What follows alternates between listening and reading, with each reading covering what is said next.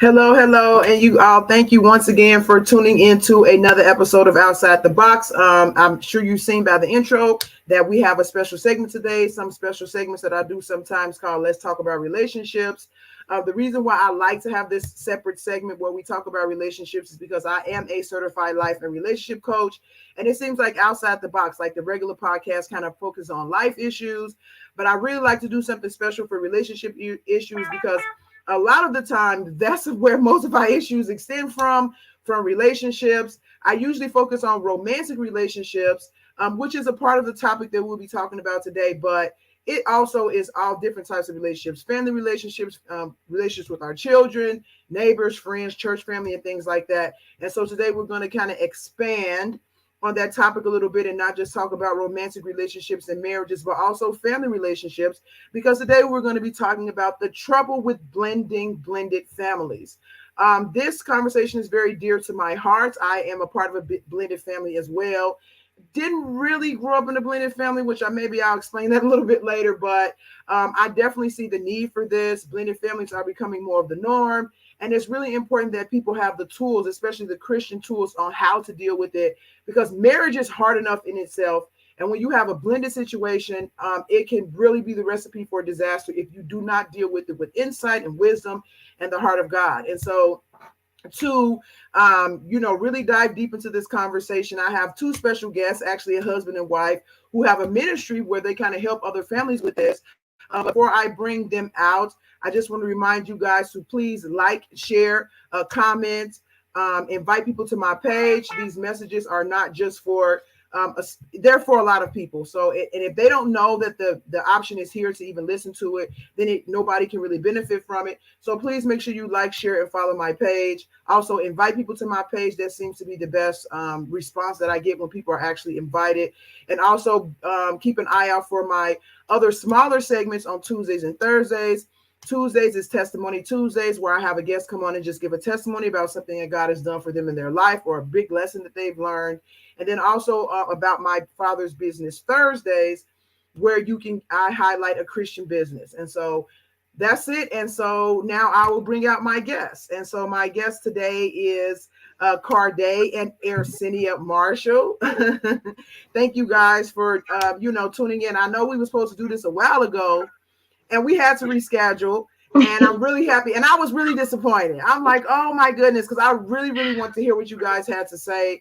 And so now I'm very excited that we back here doing this again, or actually got it planned out again to where we can do this. And so I really thank you guys for taking out the time to do this. So yes, thank you for having us. Thank you for having us. no problem.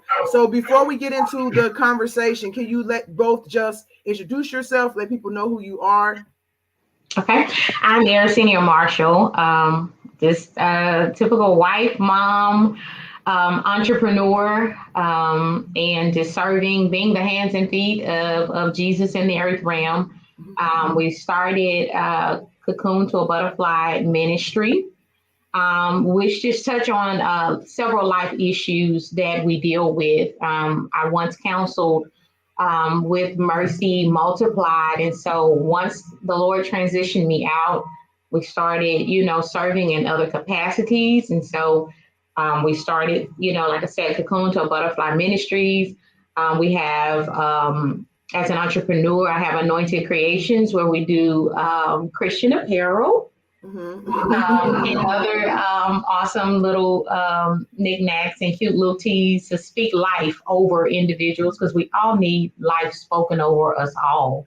Amen. And so and just just doing that daily and loving it. Yeah, absolutely. And Carday Marshall. This is my beautiful wife, and we, like she said, we share a lot of businesses. We do a lot of things. I'm on the city council here in Monroe. We have a mobile food trailer where we do a lot of different fair type foods, chicken on the stick, funnel cakes, and things like that. Oh wow! We share the ministry together. Like she said, we do Cocoon to a Butterfly, blended and victorious. And a lot of other stuff in the community, along with taking care of the family.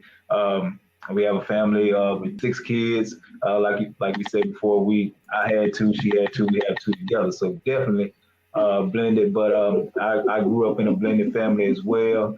And like I said, I learned a lot growing up, but learned so much more, as an adult and as a parent. Yeah, yeah, yeah. I mean, it's so much. I had a show I did some months ago now where I had a group of men come on and talk about some of the lessons. I actually did it twice. So the first time I had a group of women come on and talk about the lessons that they learned in marriage, and then I had a group of men come on and talk about the lessons they learned through marriage. And so this is like a conglomerate of that, because it's not just marriage, but it's also kids and other people's children, your children, dealing with the people that's the other parent. I mean, like, wow. So it's really a lot. So I'm really interested in hearing some of the lessons you guys have learned and how you figured out how to make it work, and see, I kind of take notes and see if it's some of the same things that I've learned, and then to learn anything new that I missed. So now you talked about you having 2, she having 2, and then you guys have 2 together. Can you talk about just how long you've been married, and then if you have any other blended family experience? I know, Carday, you kind of mentioned that you grew up in a blended family home, but Aircinia, did you have that same experience? And again, how long have you guys been married? Okay. Yes, I did grow up in a blended family as well, but mine was a little different. My sibling wasn't really around a lot, Okay. but as we got older, we began to create our own relationship, because that happens sometimes. It's so many different dynamics going on to where you have to kind of carve out your own path sometimes when you get older, you know? Yeah. So that's what we did. And so to this day, and it's so funny because we are very similar. We like some of the same things and everything. But yeah, so our relationship got better once we got older. Okay. And so and we will be married 14 years. Oh wow. I just celebrated my 14-year wedding anniversary the end of last year. So we right there. Yeah. May 17th, we will be 14 years. Oh wow. So now you're talking about your other sibling. What is the age gap there? Like, how far are you guys apart?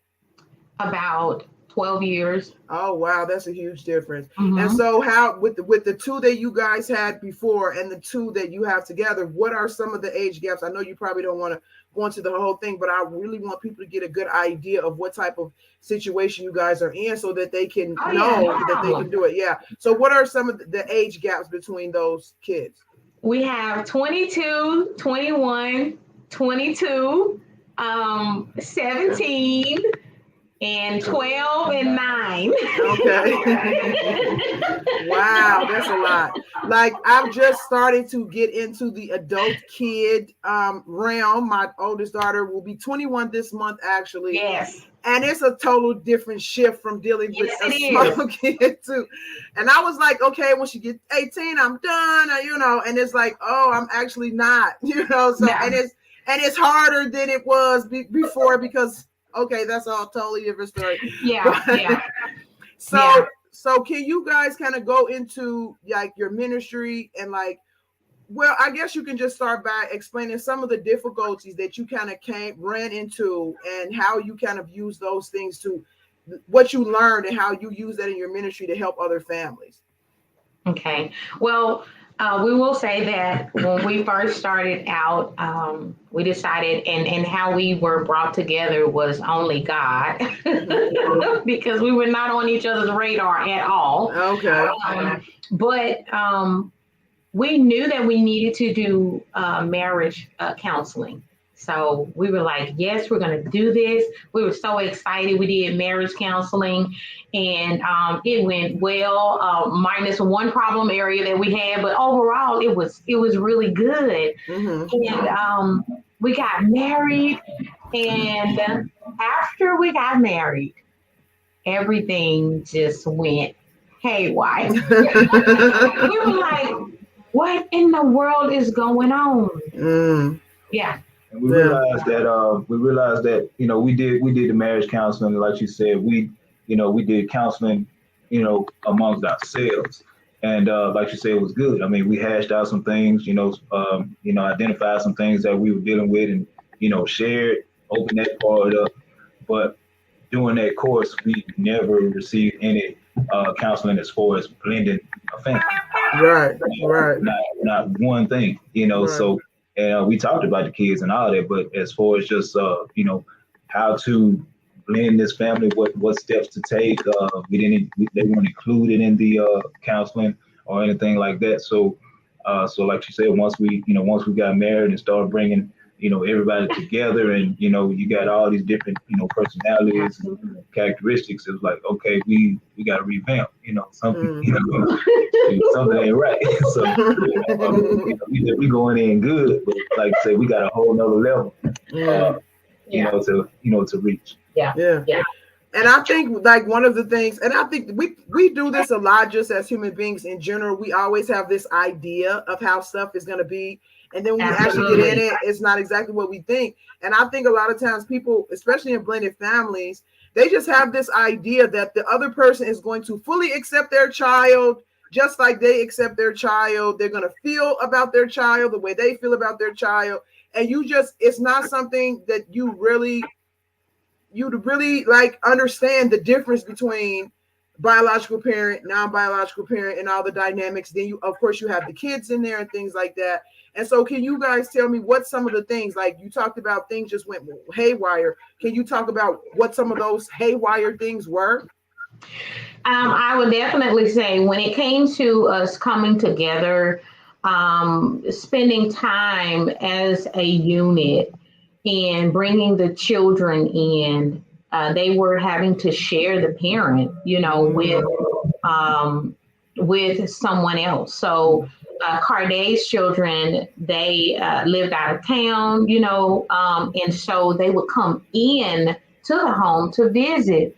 Well, my children lived with us, so they came in, they were having to share their dad, and then they came in to the home to where it was structured a certain way, so it was like they were coming in and they were foreign, and you have to know how to deal with those types of situations, when they come up, and also just knowing the little things to do to ensure that the children don't feel as if they're coming into foreign situations. So when they felt like them feeling like they were coming into a foreign situation, how did that come out? Because of course everything comes to the surface. So I'm in my mind, I'm imagining that them feeling this way created some problematic behaviors and scenarios and maybe even tension. So can you talk a little bit about how that kind of conflicted with the family dynamic that you guys had when they were not there? Yeah. So as a child, I just from my experience, the kids, my biologicals were used to coming to the house and having me 100%. We pretty much did, whatever, we spent time together, we go out, eat, things like that, shop, all that kind of stuff. And it was just us, Okay. So now, the dynamics are different. They come in and, you got, at that time, 2 other kids, along with, the wife. So Right. we have to share, we got to share that time.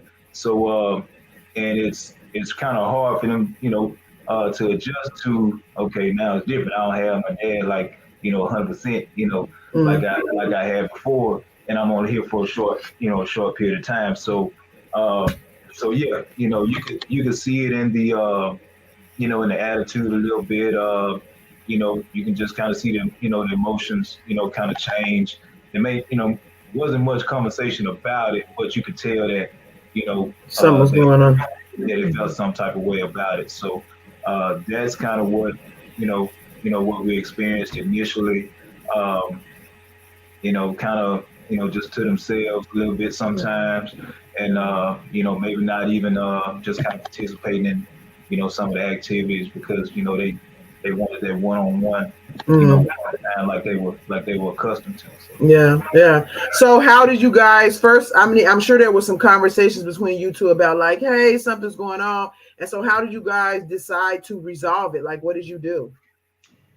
It really took some time because, starting out, like we said, we did not discuss these things. Mhm. So when it started to happen, we didn't know what to do. Okay. All we knew was we love our children. We are from, big loving families. We are very family oriented. We like to do things together. And so that was the mindset of just keep doing what we know to do, which is Okay. do, let's do, and it wasn't until, it got to a point where they got a little older. We started realizing some things. We started hearing conversations every now and then. And we realized, like, okay, we've got to do something, Okay. And that's when we realized in doing something, we had to first put God like directly in the center of it all. Because had we not done that, we would not have been able to stay afloat or build a solid foundation at Yeah. all. Yeah. One of the reasons that it took some time is because as as a child, they don't understand, and we had some of those conversations.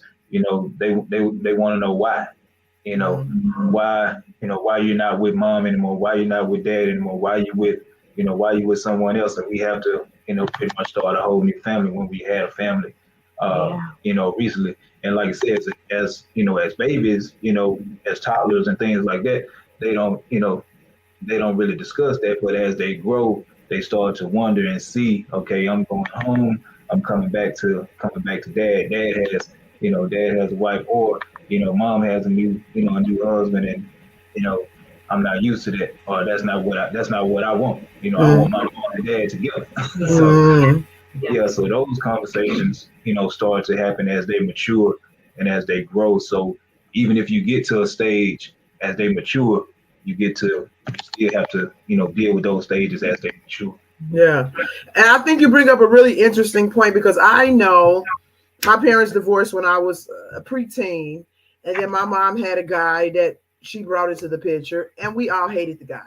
Like, we just did not want him there. You're not our dad. Please go away, And I know it created some tension between their relationship, and it even got to a point where he kind of like didn't want us around because we just kind of, and we were kids, but we still have this kind of attitude, like we didn't want him around.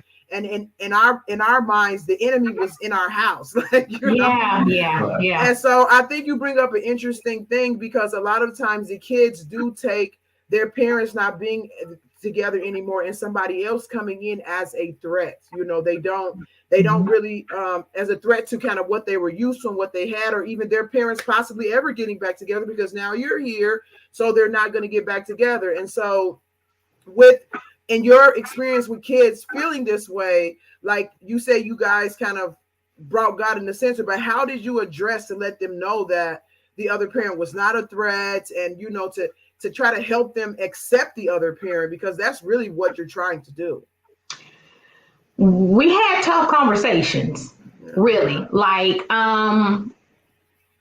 growing up, I know for my family, to some extent, tough conversations were not there. Mm-hmm. And you have to be able to have tough conversations, but also be led by the Spirit of God, as far as the maturity of the conversation. Yeah.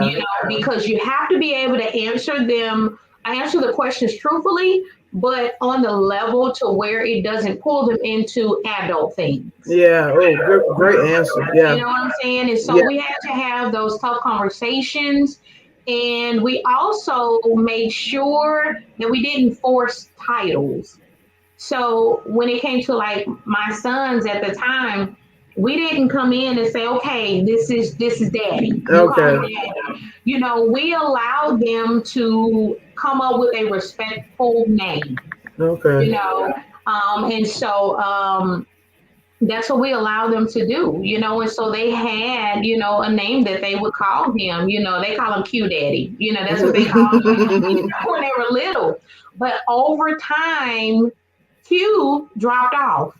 Okay. And it just became Daddy, But also we explain that, hey, having someone else in your life only means that you have more people to love you, not to replace, your biological dad. It just means that you have more people to love you, and you begin to connect with an individual on a different level. And we had to learn that because with my two sons, I can say they connected with Carday on a different level that they did with their biological dad. So they like certain things that Carday likes that their dads may not like. So that's, so we kind of drew on those things, but we made sure to explain to them, this is not, we're not replacing. We're not replacing. This is just more people to love you, and more people for you to connect with and to love. Yeah. So I was in a Facebook group, and there was some ladies in there asking about getting the child's permission before you marry somebody that's, of course, not their biological parent. And there was a lot of course, mixed conversation with that. So some people would say, well, you should have made sure your child likes the person first before you marry them. And if your child doesn't like them, then don't marry them. What do you guys think about that take on the situation? I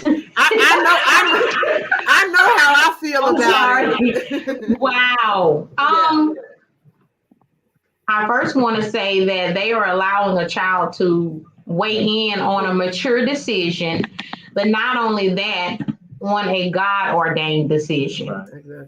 Okay, so I'm going to say no to that simply because we truly believe in God ordained marriages, when there is a fit, because I have a purpose, he has a purpose, and God linked us together, and we push one another so that God will get glory through our purpose. And so to give other people the opportunity to weigh in on something that God has ordained, that's a big no-no. And that's a setup for some trouble. I mean, especially a child, like it's one thing to ask your parents what they think, but to give a child, like, I agree. So Mr. Carday, can you chime in on that? Yeah, the child is going at that age, a child is going to have, pretty much selfish desires. Yeah. And that child is going to want that parent to be with that, with their biological, parents. If they see someone, like you said before, if you see someone just coming in, they're going to feel like that's a threat because they feel like mom and dad still got a chance. They may see mom and dad come and communicate, drop one off or something like that, have a conversation. Okay, they still like each other. They might have a shot. Yeah. And the kid is probably going to try to work to do whatever they can. They're going to do whatever they can to try to make sure mom and dad stay together. And this other person, even if they're going to try to make sure that other person is not, getting in a leg way to, to a marriage. Yeah. So you don't put that responsibility on a child, like you said, especially when it's God ordained. When God puts two people together, you don't ask somebody else, for permission. You already got permission from the Most High. So I mean, you don't put that child in that situation. The child is already protective of the parents. Yeah. You know what I'm saying? Children are going to be protective of whoever they're with, mom or dad, especially if it's mom. They're going to want mom to be happy. And like you said, they're going to do whatever it takes. So, they're not going to want anyone to infiltrate, their territory. Yeah. But I definitely want to say also, but definitely hear the child out and talk to them. Definitely, because we never want a child to feel like they're not heard, because even in them sharing, you can bring clarity to situations and help them to understand, maybe certain processes of how they think, may not be in alignment. And what we do, we strive to raise our children according to the word of God. So what we do is we take it straight to the word. They already know. They're like, oh, here they come. Here come a scripture. It's coming. And the desire would be for the other parent that's not involved is to say, it's okay. Mom is okay, dad is okay. I'm okay. That we both moved on, and dad is dad is living a different life, mom's living a different life. It's okay. But sometimes that's not the case. You have manipulation that comes into play and things like that. You have anger, bitterness, and all of that. So if the kid is hearing something at home, negatively, that's going to have a negative impact on that kid and make that kid feel a different way altogether. So regardless of what you say, they're going to already have it in their mind, which way they want to go. Yeah, and I definitely want to get to that. I mean, I'm sure other people watching wants to get to that too, because that's a big part of the dynamic with blended families is other exes and trying to stick their fingers and toes and eyes and everything and what's going on. Right. And to some degree, they have a right to when it comes to their kids. So I definitely want to get to that, but I want to ask you first before we do that, since we're kind of talking about kids here. There's one thing when you have to deal with these type of things when it comes to your own children. So how do you guys handle it when it comes to like Aircinia? How do you handle it when it comes to Carday's children and vice versa? Do you just step back and let Carday deal with his children and then you kind of take your cue from him on what to do or what not to do? Or do you make your own kind of efforts to try to reach out to the kids? Like, what do you guys think about that? Starting out, we did initially, deal hands on more with our own children. But when it came to him needing to go to work and, and then all of the children are together and everything, we did have to make some adjustments. But you definitely have to do it according to the flow of your own household, because you probably can do certain things that another family couldn't do, and so, but in the beginning, starting out as it pertained to discipline and different things like that, we did that, separately, until the children trusted us enough to know our heart and to know, who we were, individually. Okay, that's good. You have any input on that? Yeah, most definitely. I mean, like I said, we started off like that because, like you said, we're trying to blend. So, and like it's new for for both of us. And like I said, we could tell that the kids, kind of, had some pushback and things like that. So we didn't want to, even as the kids were coming in, as the kids were coming in town and things like that, we want them to feel loved, the whole time. And even if they did something wrong, we didn't want to, just have a whole weekend of, just a negative weekend, disciplining and things like that. But we did, set boundaries and things like that for the house. We also had a family meeting. We just sat everybody down. Once we kind of, got our bearings and just kind of shared. This is where we are. This is our desire. For the family. We desire for everybody to come. Have a good time, share with one another, and have a good time. But A, B, C, D, would not be done. And what have you. So you have to set a foundation, at some point to where the kids understand, okay, because, one household is not going to operate, like the other. So it's stuff that they may do, they may get away with, things like that, at home or, wherever they are that, we may not allow. So, we have to set those boundaries and have pushback. Well, mom, let me do this. Dad, let me do that. Yeah. So you have that, to deal with as well. And then the parents, the biological parent and the bonus parents, have to be on one accord in order to, pretty much move that process forward as well. So it's, like I said, it's a process. It takes some time. Yeah, I can imagine because just trying. Yeah, and I can imagine because just trying to get on one accord with your spouse is one thing, but then when you have other people with their own ideas, oh my goodness, like it can turn into a mess. But two things that stood out to me with what you guys were saying is like, and this is where I like what you're saying, Aircinia, about letting the Holy Spirit lead you and things like that, because he's always going to have you directed in love and to do things in love. And sometimes I think we kind of downplay that effectiveness that has for kids, because especially in the Black community, we can be very big on discipline and, you know, just do what I say and type of stuff like that. Yeah. And a lot of times, I mean, sometimes it's necessary, but there are other ways to do things, and kids still respond to love and stuff the way anybody else would. And if you just do things led in love, and again, that goes like what you're saying, at least listening to the kid, don't just make it seem like your opinion or feelings doesn't matter here at all. Allow them to have some dignity in the situation, because they still have that as well. It usually just creates a better atmosphere for them to be more receptive to the change. And so I really think, like, you know, the love of God is very, very powerful, that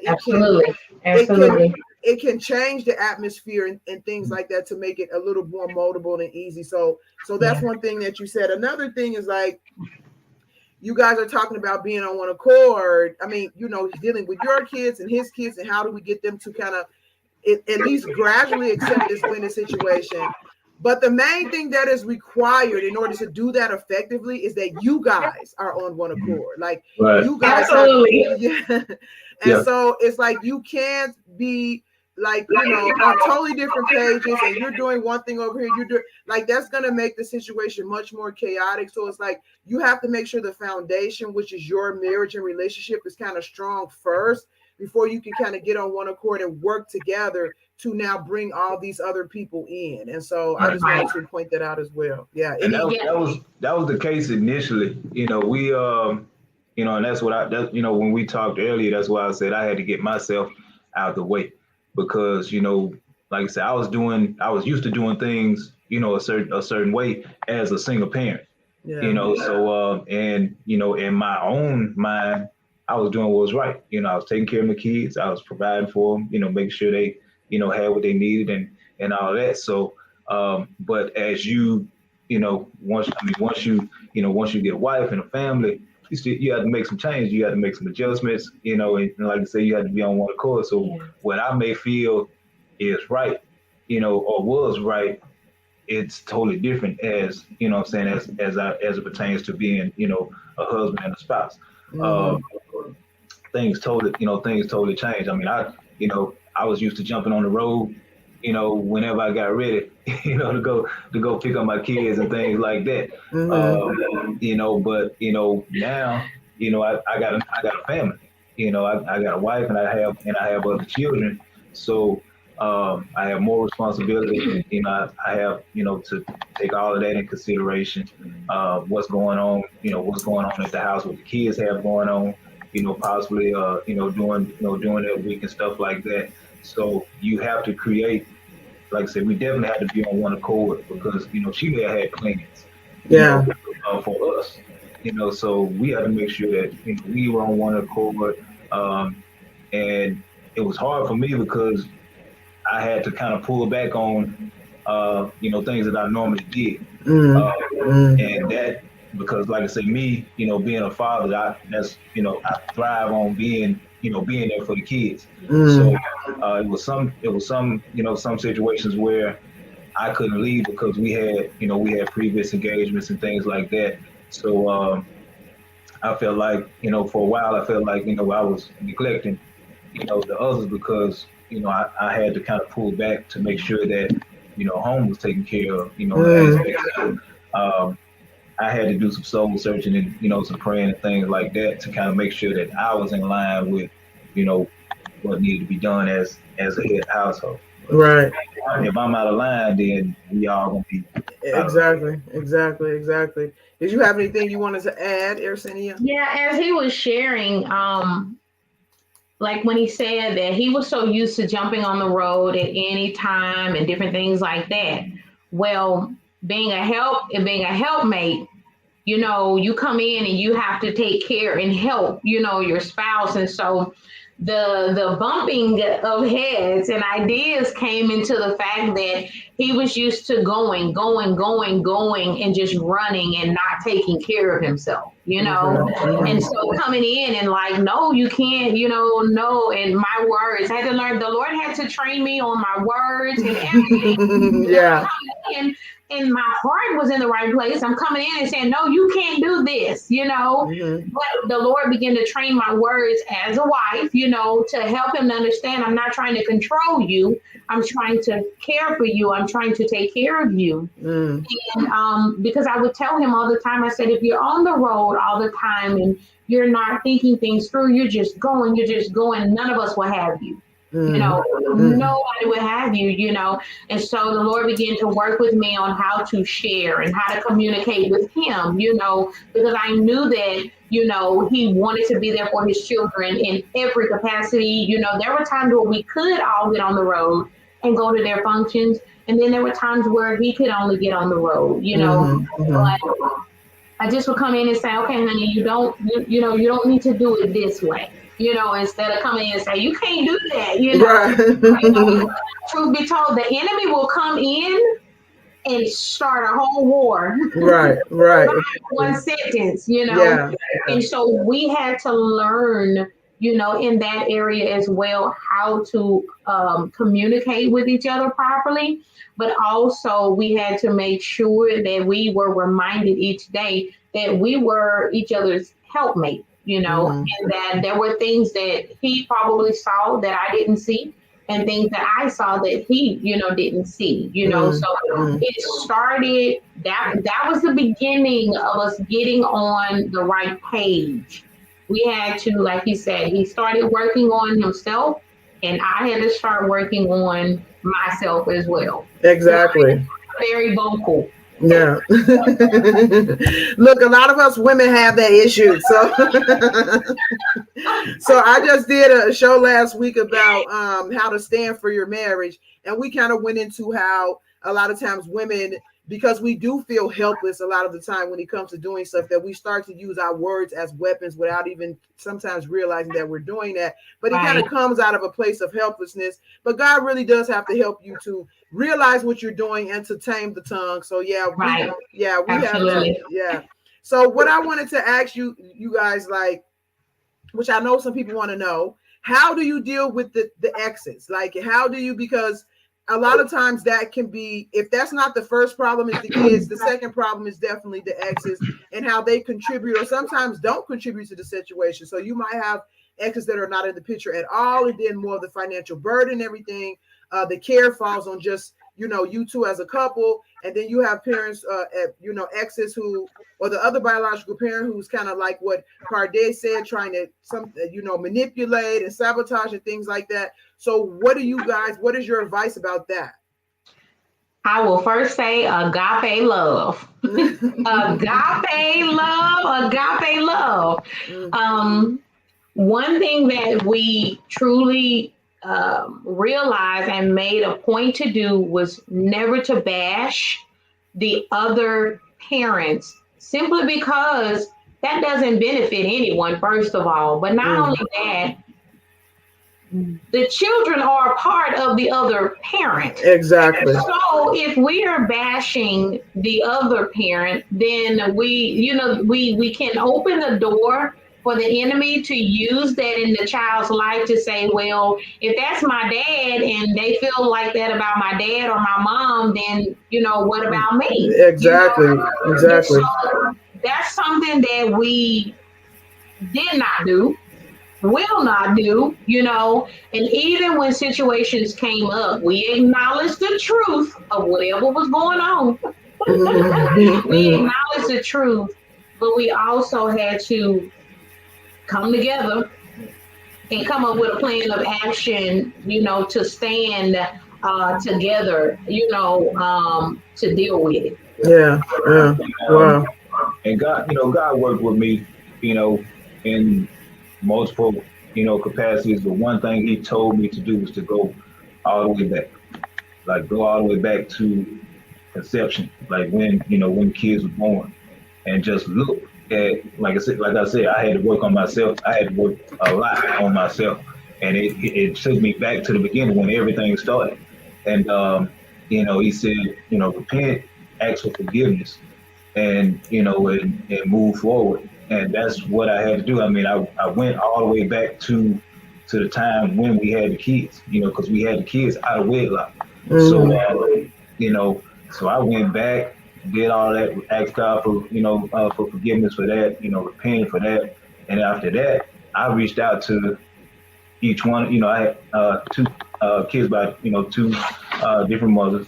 And so I reached out to each one of them and I apologized for everything that happened. Oh wow. From the beginning on up to, to where we were at that point. Any type of, you know, anything that may have happened that, that caused him to feel any type of anger, any type of bitterness, anything like that. I laid it all out and apologized and pretty much just built back up from there. Wow. This is my desire. I'm willing to help. We're willing to help. We want to raise our kids properly, and we want the relationship that God wants us to have as far as raising our kids, regardless of what it looks like. Right. So I did that, and like I said, and regardless of how everybody else that's what he told me to do. That's what Exactly. I did, and that's pretty much how I built my relationship back up from there. Wow. So do you feel like, because I know there's a lot of hurt women out there that would love to have an apology and they don't never get it. But so how do you feel like did that really change your dynamic between you and the kids' moms? It definitely did. It definitely did. I mean, even right now, the relationship, between Aircinia and the parents is totally different than it was when it first began. And like I said, I was in my own feelings, back then. I was doing things my own way, not God's way. So, regardless of how anybody felt, I'm like, okay, these are my kids. This is all I'm concerned with. Wasn't really thinking about it. Like, look, I'm gonna provide. I'm gonna take care of them. I'm gonna love them, and that's pretty much where I was just hardwired. And like I said, it really didn't matter, what anything else thought, what how anybody else felt at that time. I felt like I was doing, what I was supposed to do as a father, because you never. You weren't trained on, how to be a father, growing up. So, and then in the midst of, like I say, you got division, you got your differences between, your biological parents and things like that. So you're just pretty much doing what you feel is, best. Mm. So, but like I said, as I, just kind of consulted with God, prayed and things like that, He showed me how to move. And as we did that, things started to get better. Really, they started to see that, that I was genuine, that my heart was in the right place.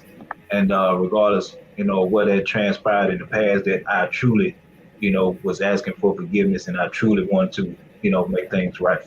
Right. Wow. I love that because, and I think a lot of times, and of course, this can apply to every relationship, that sometimes people get caught up in their offenses, their hurts, feeling betrayed and things like that. Yeah. And they keep those things at the forefront. Yeah. And really what God brings in, and they feel like forgiveness and stuff like that makes them weak or it makes them think you're just going to run over them. And that's what I so much like about God, because He brings so much wisdom into a situation to actually get the results that you want. Like, because deep down, a lot of the times what we want is not necessarily bad. We just don't know how to get there. So you can say, yeah, I want to raise my kids and I want to do this. And this lady is in my way. She hurt me, whatever. But God is like, no, there's a different way to maneuver this to actually get the results that you want. And which is to be there for your kids, raise your kids in peace and things like that. And then but it takes for you to kind of put that other stuff to the side, put the feelings that you had to the side, the resentment that you had to the side. You know what? Let me just forgive you and just move on. And so I like the wisdom that God allowed. I mean, I always say the Bible is just filled with wisdom that even if you don't believe in God, you can't deny the wisdom that's in there. Like, a lot of the stuff that's in there, it's been backed up by science now and psychology and things like that. When God just said in the word, renew your mind. Now they have all this mindfulness approach. It's the same thing. Yeah, absolutely. And one of the things that also is something that we keep on the forefront of our minds is that we want to make sure that we're passing down generational blessings and not generational curses to our children. So what we will not deal with in this generation, it will move forward. So we begin to clean up and start to deal with stuff, because we were like, okay, we don't want to hand this off, to the kids, because as far as from my blended family situation, there was that division. I didn't get close to, my sibling until we were older, so that was something I was like, you know what? Nope. We got to deal with this. We gotta cut this off in this generation so it won't move forward. So that was our mindset. Like, nope, we gotta make sure that the generational blessings are created and moving forward for our children, grandchildren. You got to think long term when you start to blend your family. Yeah, exactly. And God is just the one to come in and give you the insight exactly how to do that. Because if we go by our own thinking, and that's not to say all the time our thinking is bad, but it's still limited, God can really expand your understanding of situations and help you to see so many different things that's at play that you're not thinking about to help you do that. So absolutely. So Aircinia, from a woman's point of view, how did you handle X issues? I am the one that pray and fast a lot in the family. There are times, and I'm one to take a different approach. At times, I'm very big on words that we speak, but also words that we allow to impact us and into our ear gate.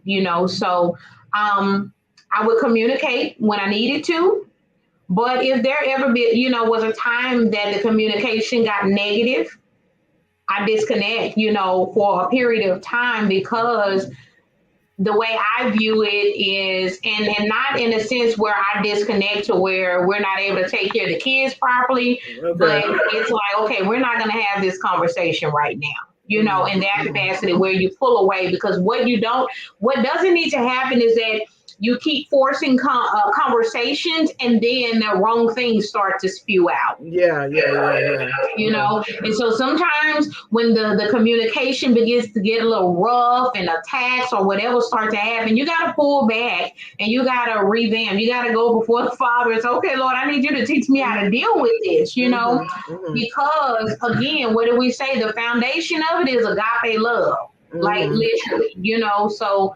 I had to really learn how to truly stay in that posture of agape love and not getting in my feelings when things would transpire, And then to be honest, when it came to a certain age with the kids, I would allow a little more communication, with the ex than I would have, but I still stayed in the loop, So,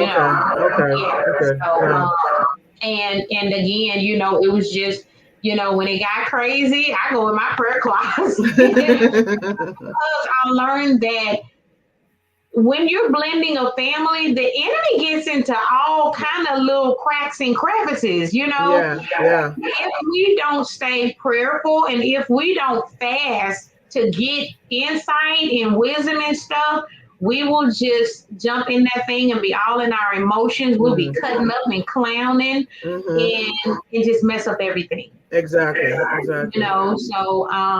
So yeah, I had to learn that. I really, really had to learn to not get in my feelings. And one of the things I always say is this: if you have a child by someone and you're not with them now, at one point you cared about that person. It was you saw in that person, and so the way I interact and, try to communicate is just with, respect and, to the point to say, you know what, I have to make sure that I continue to respect you, not take disrespect, but draw boundaries, you know. We've had some crazy moments where, we dealt with some things, but overall, I thank God that we were able to continue communicating and being able to take care of the kids and do what needed to be done. Yeah, yeah. You know, we just kind of have to get that direction from God as to when to pull back, when to be quiet. You know, Absolutely. The thing is to never give up. You know, I mean, the enemy wants you to fail. You know, and that's why a lot of blended families fail, because they feel like, you know, that it's never going to get better. Yeah. You know, so you know, they came out of a bad relationship, or they came whatever happened in the past with previous relationship. Like, well, you know, this is no better than the last relationship. So, so they give up. I believe people give up too soon. You know, and God never meant for marriages to be divided. Yeah. You know, if He put you together, then you definitely can make it. You know, you can make it through. He never said it's going to be easy. You know, but he's always there, and He's going to help us through anything He puts us, into. So, and we have to trust that, regardless of what situation that we're in, even in the marriage, He didn't put us together for us to break up. Exactly. And so it's funny that you say that, because when Aircinia was talking, the thing that was coming to my mind is like, sometimes you just have to be patient, because it's very easy to see all these situations. They look really huge. They're touching you, hitting you all your sensitive spots.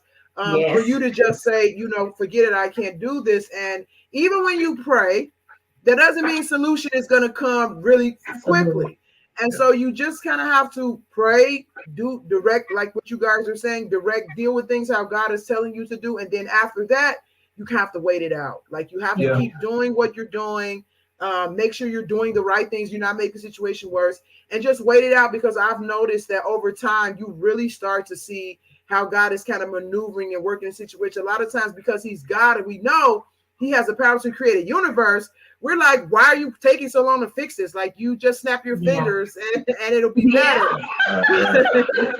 But God is patient, and his concern is for everybody, even the exes and things like that. And He knows how to maneuver through the situation to get the most healing and the most benefit for everybody involved, not just the parents or even just the kids, but for everybody. So sometimes you just have to wait it out to see God's results come to fruition. Because everyone's in a different place, spiritually, So, I mean, everyone's in a different place spiritually, emotionally, at the same time. So, even if you're at a place where, you're at peace and things like that, the other parties may be, still in a place where they're not ready to, receive that, they're not ready to go, to a certain level. So, so everything that you put forward, you're not going to get the response that you may desire, or you may want to see, at that moment. So, I mean, it may take a couple of years. Some things you may do, you may see results in, in a couple of weeks or, months or whatever, but some things, may take years. But it's always worth the wait, is what I've learned with God. It's like, it's always worth the wait. So, so I want to ask Aircinia, you were saying that you guys have really dealt with some really, really serious stuff and some, it sounds like tension-filled stuff. I want to ask, and if you guys don't want to answer the question, it's fine. But has everything's ever got to a point where you was like, we can't do this, and you considered parting ways? Yes. I love honesty. Absolutely. So, oh my gosh, absolutely. But the one thing that kept me grounded was I knew that God put us together. Oh, wow. And even to the point where when He came, like how He shared how He ended up coming to my job to talk to me, all of that is a reminder to say, no matter what you guys come up against, what is thrown your way, God always reminds me, I put you guys together. You have a purpose. And even though, like, the things that we've gone through blended family wise, and the things that took some time to come forth or to break through, even in those things, He showed us that it was to help other people. Because if everything just fell in our lap, then you don't learn anything. You don't learn anything. You know, you don't learn how to lean on him. You don't learn how to trust him. You don't learn how to pray. You don't learn how to fast. You don't learn how to speak life, even when the situation looks dead. You don't learn any of that, you know. And this ministry is not developed. You know, this ministry doesn't happen because we've shared, you know, our testimony in, you know, several different you know, events, and people are just like, wow, you know, I've experienced this, and no one ever told me, you know, no one has ever shared it with me like this, or, you know, no one ever told me that, you know, this is possible, or I'm glad to hear that it's possible. You know, I mean, some people are just glad to hear that, you know, it can be done. Yeah, exactly. I mean, with the number of blended families that are in, you know, that are in the world right now, it's necessary, because I mean, over half of your families right now are blended families. So I mean, you know, the devil will definitely work on that if he, you know, if he doesn't want that, you know, he doesn't want that area to work. Look, he's gonna do whatever he can, you know, because he knows, like, okay, they already, you know, kind of struggling, you know, and they got a second chance. Nah, I don't want that. You know, he's gonna play on all those emotions and things like that, you know, to try to break up. You know, he don't want families to be together anyway. So, you know, the blended family is just that much, you know, more work, but it's doable. And people just gotta know that it's doable. Yeah.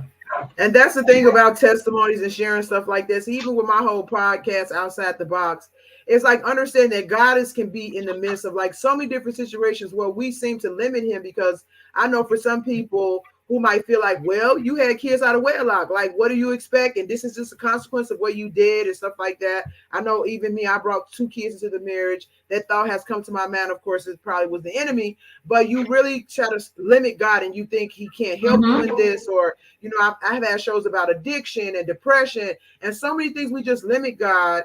And in this situation, it just shows that God is bigger than all of our mistakes, our biggest mistakes. If we just listen to him, trust him, and let him guide us, he can show us how to bring anything that was meant for bad or even started off the wrong way. He can bring it around and turn it into good. So yeah. And even and the way I look at it, you know, even in our mistakes and the consequences that come after it, I tell myself all the time, God is right there with me in my consequences. Right. He's right there, you know. So we're not alone. Yeah, and that's the amazing thing about him, because people will leave when the consequences come, but God stays right there with you the whole time. He's even patient with you. He works with you. I mean, even if you run around like crazy or hopeless and act like you think stuff is not going to work out, he'll wait for you to calm down, wait for you to gather yourself, and then he's like, okay, are you ready? Are you ready to listen now? So he's always there. And it's such a comfort for me over the years that I've been a Christian, but I really, really understand that no mistake I make is too big for him to just leave me. He's always there. And it helps bring me back to earth a little bit faster that I know that he's there. And that's the other thing that we have to realize, that we're not perfect. Yeah, you know, absolutely. We're not perfect beings. We're not perfect parents. So we're gonna make mistakes. You know, we're gonna make mistakes. Even if we've been in relationships and trying to do it again, we still gonna make mistakes. Exactly. But, you know, the goal is to, like I say, trust God and never give up. You know, and you'll see. You know, he'll start to show you things. I mean, even in our, you know, in our family, he started to show us signs that, you know, things are, you know, the fruits of our labor, you know, we're not in vain. You know, he's showing us, you know, victories and, you know, and things like that from time to time. So, I mean, we know, okay, we see you, God, you know. We're on the right path. That hope keeps you going. It really does. Yeah, so before we wrap up here, because we're coming to the end, I just wanted to, because I was thinking before about, you know, how I was saying everything that you do when it deals with your kids has to do with you guys being on one accord. And so I thought it was really important for me to also mention that even that being on one accord, it is dependent upon what type of parent you are to your child, because even if you're on one accord with your spouse, but you don't have that great of a relationship with your kid, it's going to make things a little bit more difficult. So I just wanted to throw that in there, because I have 5 children myself. And so, you know, a lot of times you get people that they don't really pay as much attention to kids and give them as much credit as they need. Like, to me, those are God's kids, and he just gave them to me to take care of on this earth. So you really have to be careful how you go about saying things and doing things in the way you address things with them. And so it's not enough to, you know, have your spouse, you come in and it's me and your spouse against the world and the kid falls by the wayside. Like, you really have to be mindful of the type of parents you are to your kid, that you talk to your kid, you're attentive to your kids and things like that. And that makes any direction you give them as far as like what needs to happen within the blended family much more receptive for them to go through. So right. Because I've even well, we have, but I've even apologized to the kids. Yes, we have. Oh, yeah. You know, I've gone as far as apologizing to the kids for things that I did the wrong way. You know, and it just gives them, it builds up their trust, builds up the love, builds up the confidence that you know, okay, you know, dad is, you know, is really trying to be here for me, really trying to, you know, develop this relationship. So yeah, we just have to be, you know, just, you know, receptive to the spirit, you know, what the spirit tells us to do.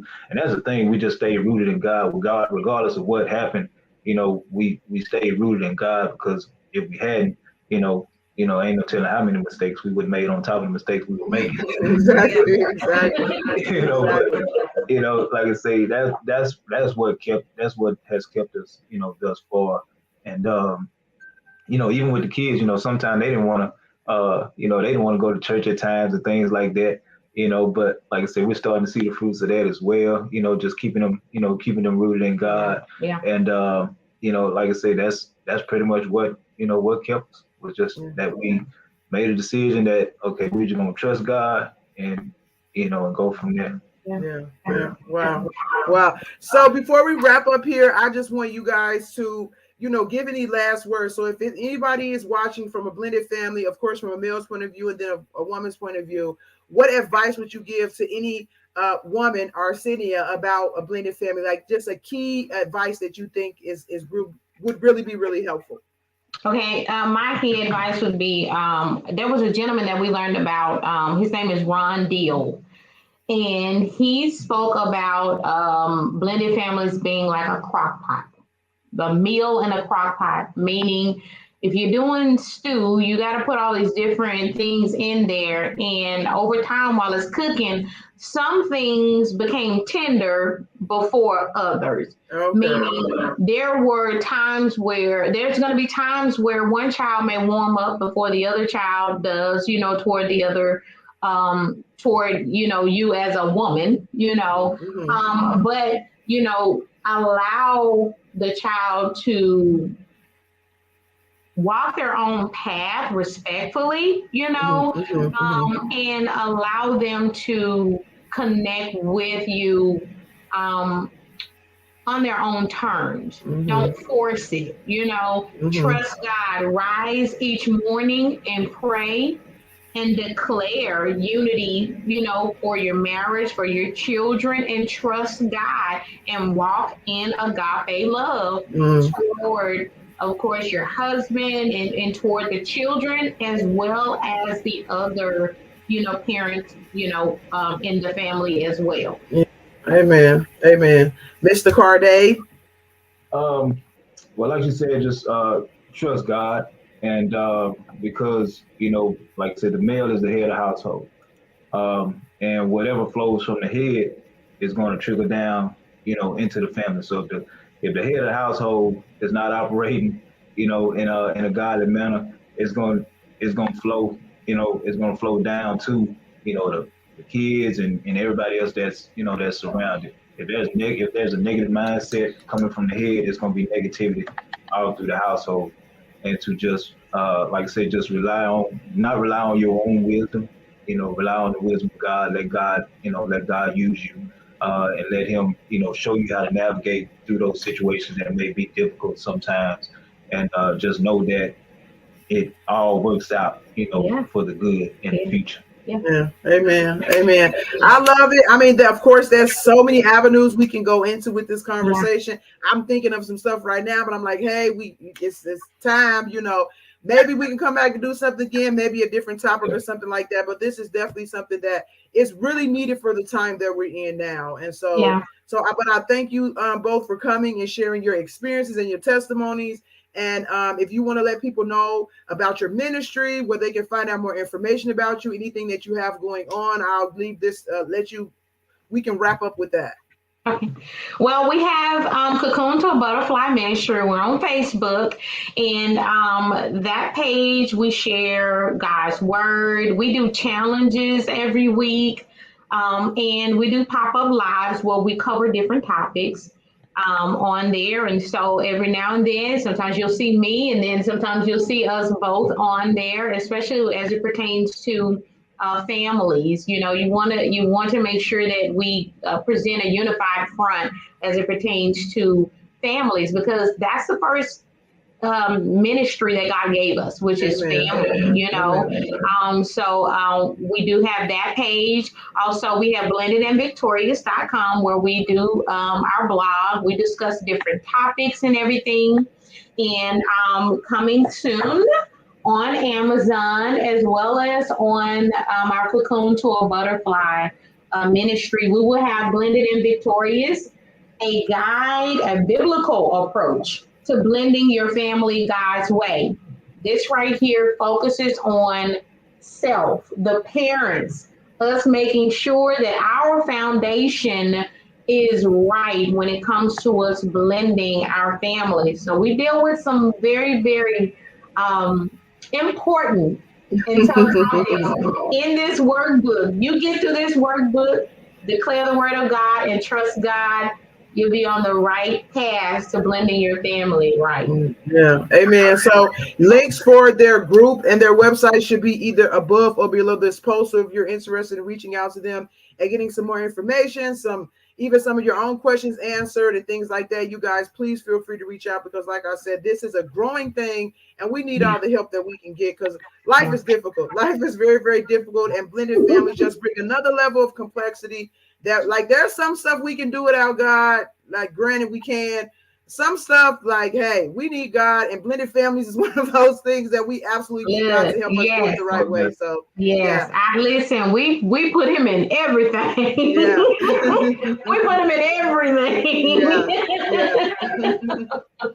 So thank you so much, you guys, for coming on, and make sure you guys tune in next week, especially Tuesday and Thursday for my Testimony Tuesdays, or About My Father's Business Thursdays, and then also for my live show on Saturdays at 12 p.m. So thank you again, and I'll talk to you guys soon. Thank you. Thank you. Bye. Bye.